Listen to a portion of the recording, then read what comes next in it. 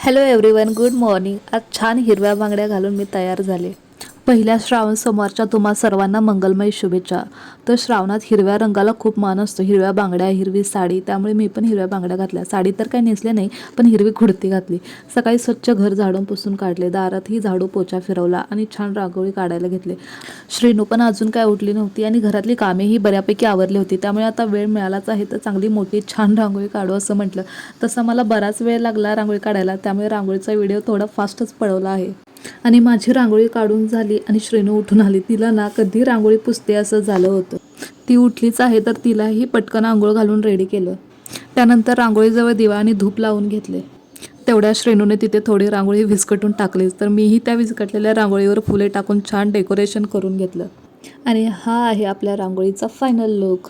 त्यानंतर श्रेणूला खूपच भूक लागली होती, त्यामुळे तिला पटकन मूग डाळ खिचडी बनवली आणि खाऊ घातली. अच्छा चलो बाय.